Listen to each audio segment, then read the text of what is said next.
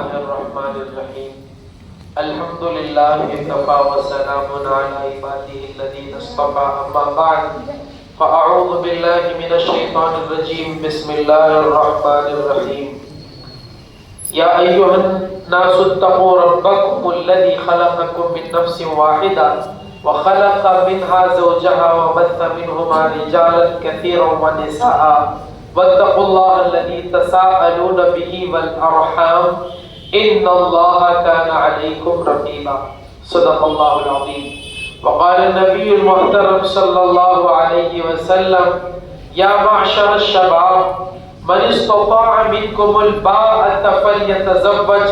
فإنه أغض للبصر وأحسن للفرج ومن لم يستطيع فعليه بالصوم فإنه له وجاء أو كما قال عليه الصلاة والسلام۔ میرے محترم عزیزوں، دوستوں، بزرگوں اور حاضرین جمعہ، نکاح ایک ایسا عظیم رشتہ ہے کہ اللہ رب العالمین نے دنیا کے اندر سب سے پہلے اس رشتے کو بنایا۔ جب بنانا تھا رشتے کو تو حضرت آدم علیہ السلام کے بعد سب سے پہلے حضرت حوا علیہ السلام کو پیدا کیا گیا اور یہ بتا دیا کہ دنیا کا جو سب سے پہلا رشتہ ہے، سب سے گہرا جو رشتہ ہے وہ میاں بیوی کا رشتہ ہے، اور دیگر رشتے بھی مضبوطی کے اعتبار سے بہت بڑے ہوئے، باپ بیٹے کا رشتہ ہے اور باپ بیٹی کا رشتہ ہے، اس طرح بھائی بہن کا رشتہ ہے، اسی طرح کے دیگر رشتے ہیں۔ لیکن یہ نکاح کا جو رشتہ ہے، میاں بیوی کا جو رشتہ ہے، خاوند اور بیوی کا، زوجہ کا جو رشتہ ہے، یہ ایک ایسا رشتہ ہے کہ اللہ رب العالمین نے قرآن حکیم میں اس کو اپنی نشانی بتائی۔ وَمِنْ آيَاتِهِ أَنْ خَلَقَ لَكُمْ أَزْوَاجًا لِتَسْكُنُوا إِلَيْهَا۔ اللہ رب العالمین کی یہ نشانی ہے، میاں بیوی کا جو یہ رشتہ ہے، یہ کوئی معمولی بات نہیں، یہ عجائبات میں سے، یہ عجیب باتوں میں سے ہے کہ اللہ رب العالمین ایک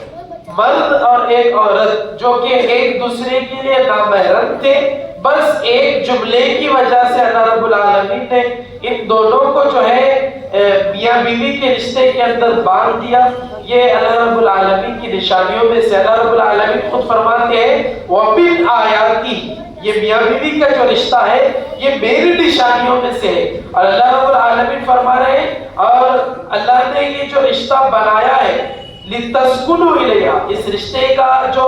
اولین مقصد ہے یہ سکون حاصل کرنا ہے ایک دوسرے سے۔ اللہ رب العالمین نے جس طرح آدمی تھک جائے، خاتون تھک جائے تو دن بھر کی تھکاوٹ کو اتارنے کا رات ذریعہ ہے سونے کا، یعنی کہ آرام کرنا، اس طرح اللہ رب العالمین نے اس رشتے کو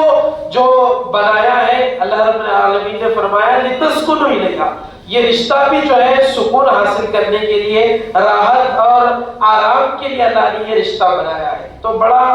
عظیم رشتہ ہے، اس رشتے کے حوالے سے ہمیں فکر مند ہونا چاہیے، غور کرنا چاہیے کہ اس رشتے کو ہم اللہ کے رسول صلی اللہ علیہ وسلم کے طریقے کے اوپر اور انبیاء علیہ السلام کے طریقے کے اوپر اور صحابہ اور ازواج مطہرات کے طریقے کے اوپر ہم اس رشتے کو لائیں گے، اور نکاح ہم اس طریقے سے کریں گے جس طریقے پر صحابہ نے نکاح کیا، اللہ کے رسول نے نکاح کیا۔ اللہ کے رسول نے اپنی صاحبزادیوں کا جس طریقے سے نکاح کروایا، اگر اس طرح ہم اپنا نکاح منعقد کریں گے تو زندگیوں کے اندر بڑی سکونیت ہوگی اور بڑا آسانیوں والا معاملہ ہوگا۔ لیکن اگر اس طریقے پر نکاح نہ ہو جس طریقے پر صحابہ نے نکاح کیا، جس طریقے پر اللہ کے رسول نے نکاح کیا، جس طریقے پر اللہ کے رسول نے اپنی لڑکیوں کا، اپنی صاحبزادیوں کا نکاح کروایا، تو پھر یہ نکاح جو ہے دین نہیں ہوگا، اس کے اوپر کوئی ثواب نہیں ہوگا، اور بجائے رحمت کے یہ رشتہ زحمت بنتا جائے گا۔ اللہ کے رسول صلی اللہ علیہ وسلم نے اس رشتے کا سب سے اہم مقصد یہ بتایا ہے کہ اس رشتے کی وجہ سے معاشرے کے اندر بے حیائیاں، برائیاں، پلیدیاں، گندگیاں ختم ہو جاتی ہیں۔ یہ جو نکاح والا معاملہ ہے، یہ ہونے کے بعد جو نوجوانوں کے، مردوں کے اندر اور عورتوں کے اندر ایک قسم کے جذبات ابھرتے ہیں، پیدا ہوتے ہیں. اگر یہ معاملہ نکاح والا معاملہ سنت طریقے پہ کیا جائے تو یہ معاملہ قابو میں ہوگا، معاشرے کے اندر اصلاح رہے گی، معاشرہ پاکیزہ رہے گا، معاشرہ ہر اعتبار کی گندگی سے پاک رہے گا. لیکن اگر یہ رشتہ نبی کے طریقے کے اوپر اور صحابہ کے طریقے کے اوپر نہیں ہے تو ہمیں اس سے بہت زیادہ بچنا چاہیے اور دیکھنا چاہیے. ہمیں جس طرح آج کے معاشرے کے اندر والدین کا مزاج یہ ہے کہ اولاد کو ہر چیز سکھاتے ہیں، حتیٰ کہ اپنے کاروبار کے اندر کاروبار سکھاتے ہیں. اگر کوئی باپ پولیٹیشین ہے تو اپنے بچے کو پالیٹکس سکھائے گا، تاجر ہے تو تجارت کرنے کا انداز سکھائے گا. اگر وہ کاروبار نہیں کرتا بلکہ کسی کمپنی میں جاب کرتا ہے تو اپنی اولاد کو پڑھا لکھا کر انٹرویو دینے کا طریقہ بتائے گا. لیکن اگر باپ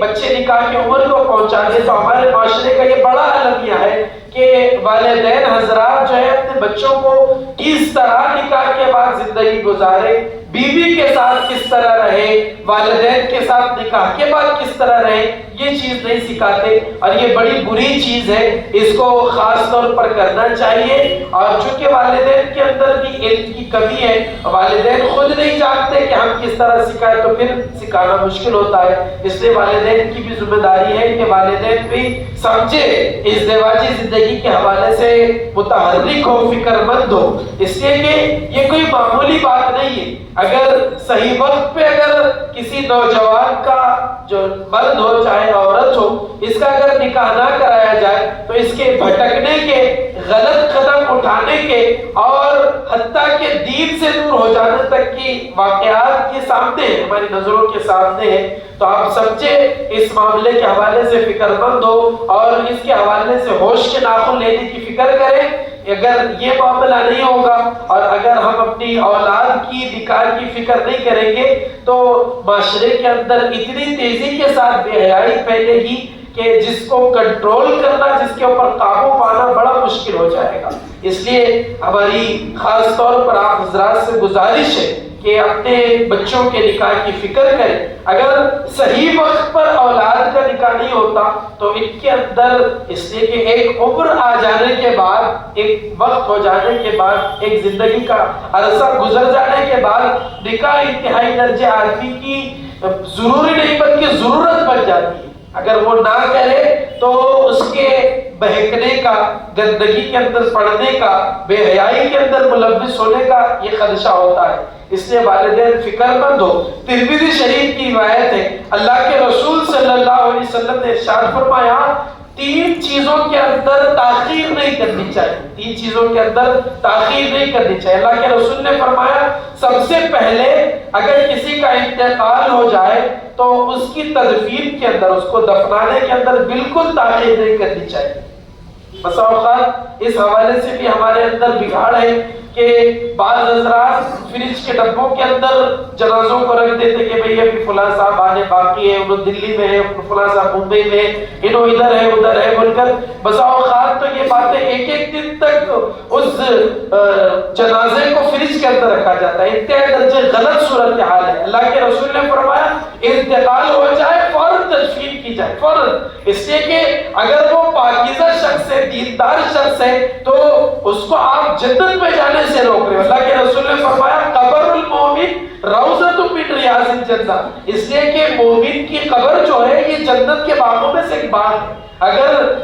آپ کسی نیک شخص کو ایسا روک کے رکھتے ہیں اور دیدار کے لیے رکھا لیتے ہیں یہ غلط بات ہے. اور اگر یہ شخص گندا ہے، برا ہے، اس کی زندگی گناہوں والی زندگی ہے تو اس برے شخص کو اپنے گھر کے اندر رکھ کر کیوں آپ اللہ کے عذاب کو بلا رہے ہو؟ اس لیے کہ انتقال ہو جانے کے بعد عالم برزخ کا معاملہ شروع ہو جاتا ہے. تو یہ ایسے شخص کو جو گندا ہے، برا ہے، اس کو کیوں اپنے گھر کے اندر رکھنا؟ اس لیے اللہ کے رسول نے فرمایا انتقال ہو گیا فوراً تدفین ہو. 3-4 گھنٹے 5 گھنٹے کا جو وقفہ ہے اعلان کرا دیا، تب اس کو غسل دے دیا، کفنا دیا، جو اہم متعلق نے اسے دیدار کرا دیا، ختم، تدفین کر دی. اور دوسری چیز اللہ کے رسول نے فرمائی کہ جب نماز کا وقت ہو جائے تو اس وقت میں نماز کی فوراً اس کی فکر کرنی چاہیے. اس لیے کہ جب اذان دی جاتی ہے تو شیطان، حدیث کے اندر آتا ہے کہ 3 فرسخ دور چلا جاتا ہے. 9 میل تک روایت کے اندر ملتا ہے کہ دور چلا جاتا ہے، اور جب اذان مکمل ہوتی ہے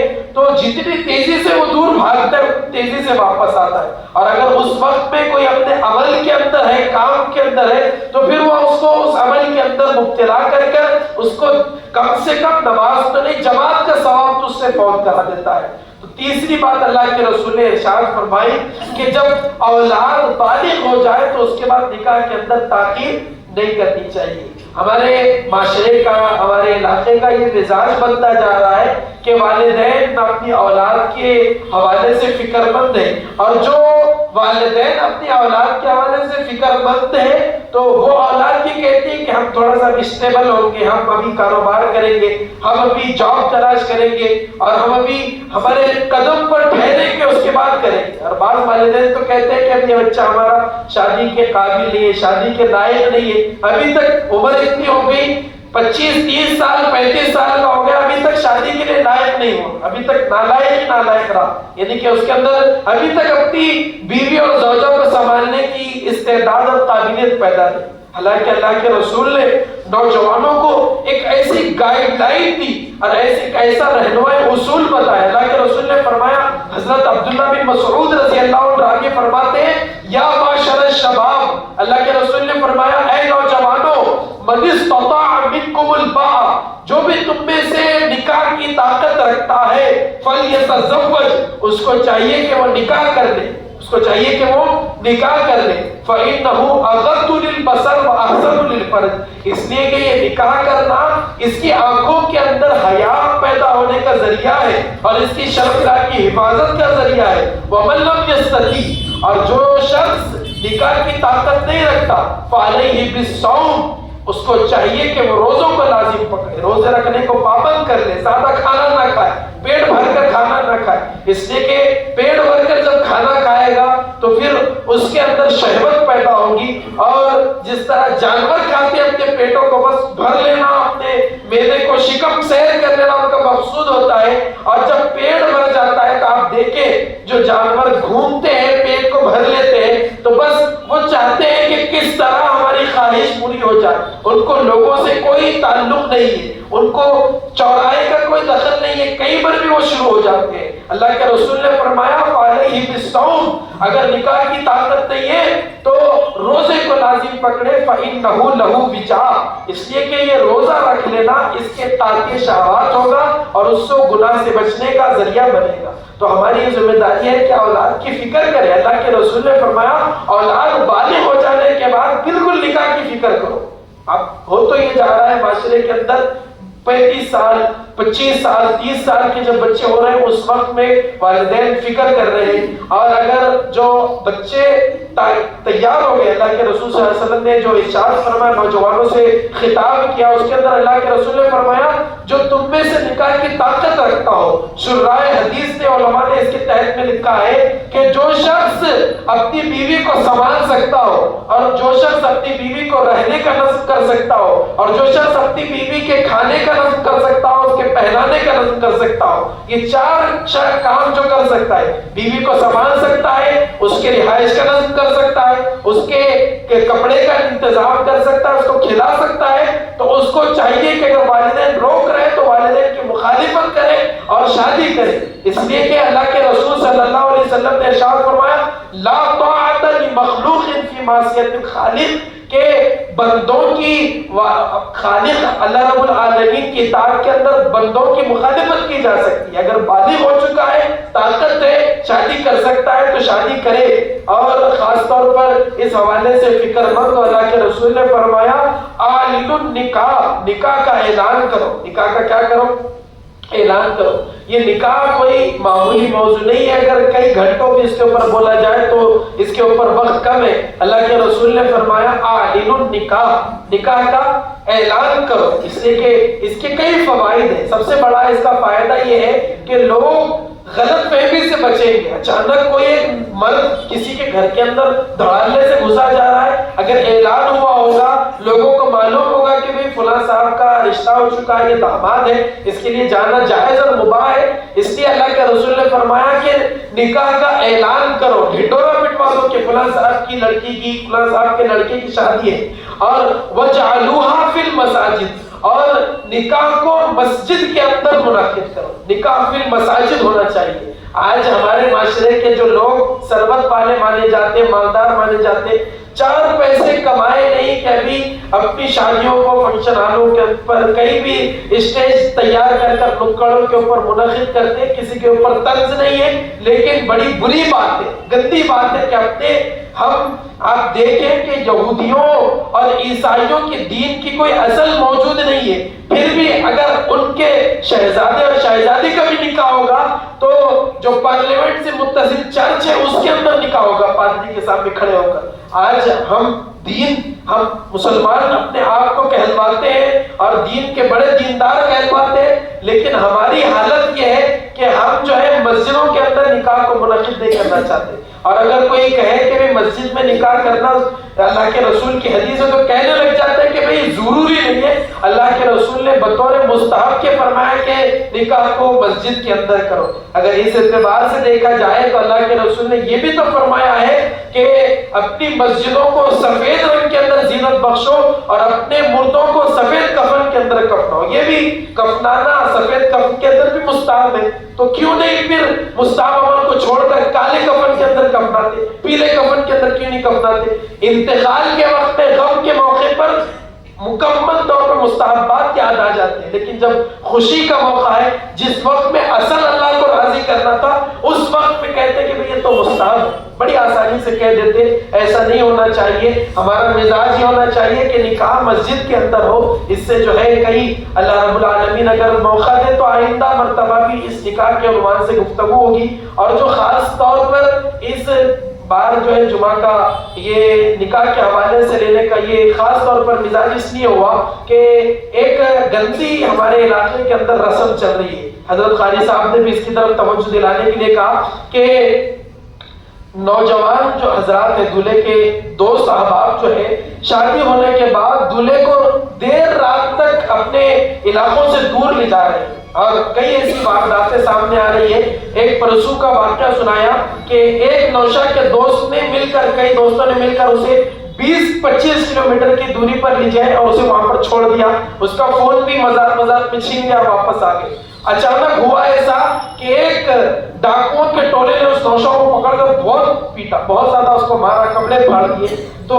جو دولہے کے والد تھے انہوں نے کیس کر دیا کہ فلاں صاحب کے بچوں نے ہمیں، میرے لڑکے کو جو ایسا لکھ گیا تھا، ایسا ایسا معاملہ ہوا، ان کو اندر ڈالو۔ تو یہ ایسے معاملات پیش آ رہے ہیں، دین کے اندر اس کی کوئی اصل نہیں ہے، کوئی اہمیت نہیں ہے، صرف مذاقاً نوشہ کو لے جانا۔ اور جو نئی مستور اور نئی خاتون آئی ہوئی ہے وہ گھنٹوں تک کمرے میں 2-2 بجے تک اپنے خاص قسم کے لباس کے اندر بیٹھی ہوئی اکڑی کر بیٹھتی ہے، اور بیٹھنا لیٹنا بھی نہیں، اس صورت کے اندر چھوڑنا یہ غلط بات ہے، اس کی طرف خاص طور پر توجہ ہونی چاہیے۔ اللہ رب العالمین ہم تمام کو اللہ کے رسول صلی اللہ علیہ وسلم اور حضرت فاطمہ اور حضرت علی اور حضرت اما جان عائشہ رضی اللہ عنہ کے طریقے پر اپنی زندگیاں گزارنے کی توفیق عطا فرمائے، اور بطریق سنت ہم تمام کو اپنی زندگی گزارنے کی توفیق عطا فرمائے۔ آمین۔ وآخر دعوانا الحمدللہ۔